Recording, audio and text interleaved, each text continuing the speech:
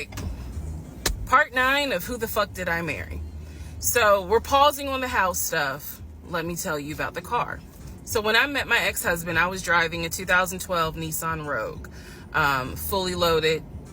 It had quite a few miles on it, but it got me from A to B. It was in good condition, but I was upside down in the car. He was driving a 2018 Ford Taurus, sport mode. I know he had a sport mode on the car, and I love driving that car. When he told me how he was a regional manager, he told me that one of the perks that came with the job was that he would be getting a company car. And so we spent time going to Range Rover of South Atlanta. We spent time going to Jaguar. We spent time going to BMW. We spent time going to Ford, which was on Mount Zion in Morrow, if you all are familiar with that area. He test drove a whole lot of cars. In the end, he decided on a BMW sedan. I was there when he test drove the car. I got in the car with him. I loved it. And he explained to the salesperson, I'm getting a company car. I need to get a printout of the full price of the car, tax, tag, and title. Because what my company is going to do is wire over the money for the car. The salesperson was like, okay, apparently that happens a lot. So he gave him a printout with the tax, tag, and title for the car. In front of me and the salesperson, he called the person in the finance department for his job. Obviously, I have no idea what this person's name is, but he called the person. He explained to them, this is the amount of money. He said the president of the company, so-and-so, has authorized for him to get a car, not spending more than, I think, $90,000 tax, tag, and title. The BMW came out to just under $90,000. And so I remember this conversation so fucking vividly. So he's on the phone in front. I'm sitting down, the salesperson sitting down at their desk, and he's like, they put me on hold. And so he's like, I guess the person comes back and he says, the price of the car is blah, blah, blah. He was like, give me a second and I can send you a picture of that printout that shows tax, tag, and title for the BMW. He gets off the phone.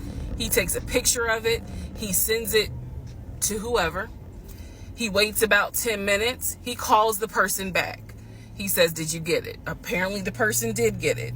But the person who can actually physically do the wire transfer had gone home for the day. So what he says to the BMW salesperson, he's like, okay, we're going to have to do this tomorrow because so-and-so went home for the day. I don't know who the salesperson is. I can only tell you from my viewpoint what I thought. I had no reason to think this was a lie. I really didn't. Because again, you got to please keep in mind the circumstances that all of this is happening. We're inside the dealership. We're sitting at the desk of this person. He gave us the printout. He's on the phone, doing business, basically saying, look, this is how much money the car is going to cost. He's taking a picture of it. He seemingly is texting someone saying this is how much, this is proof of how much it is. Then he asked the BMW salesperson, I need your wire transfer information. The guy got up, rushed over to, I guess, their finance area to get the bank wire information, because obviously you have to wire it a certain kind of way. Rushes back over, gives it to my ex-husband. My ex-husband's like, okay, first thing in the morning, we will get this wired over, and then, I'll come and pick up the car. My fiance, will drive me up here to pick up the car. So we leave. He felt like, because at the time that this all happened, I was pregnant. So he felt like, look, we're about to have a baby. I don't want you driving that Nissan Rogue. I want to get you something. I want to get you something more secure, something new. I really wanted a Kia. I really wanted a Kia Telluride. And he was like, well, let's look at the warranty. This man knew a lot about cars. He knew a lot about the warranty. He knew a lot about the depreciation value. And so he did talk to me a lot about what will we get the most for our money. We test drove, when I say we, I test drove a Kia Telluride, a Kia Sorento.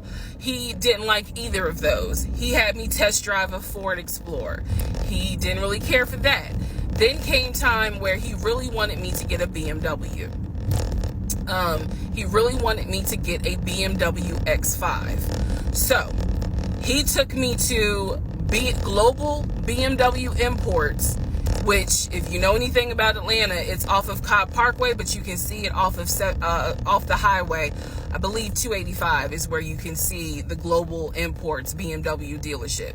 He took me there. He had me test drive an X5, an X6. He also had me test drive I think I'm gonna get the numbers wrong, a 525, which was a sedan. I did not like that. I wanted an SUV. I loved driving the BMW. He also had me drive an M-Series, test drive an M-Series. So he was very adamant that I should get a BMW. The reason being is because, according to him, he had a BMW in California when he lived in San Diego. He had a BMW that he loved. It was a white BMW. He showed me pictures of the BMW. So he showed me pictures of this white BMW that he had, and unfortunately, the car got totaled about 2 months before he moved to Georgia. So he had received money, not a lot, but some money to get another car, and he used it to get the Ford Taurus because he was like, I just need a car that's going to get me from A to B until I get into a house and I'm much more settled. For him, he was like, I'm really giving myself 60 days to get settled here in Georgia after moving from California. But then he met me. Again, that's the story. So he had me test drive the BMW. So much so, I loved the BMW. Loved it. I wanted a dark blue BMW with cognac interior. I wanted an X5, and I wanted an M-Series. So I can clearly tell y'all that's exactly the car I wanted. We were online looking for that particular car because not every dealership had it. I was okay with a black BMW if needed. But I really wanted dark blue, and I really wanted that cognac colored interior. So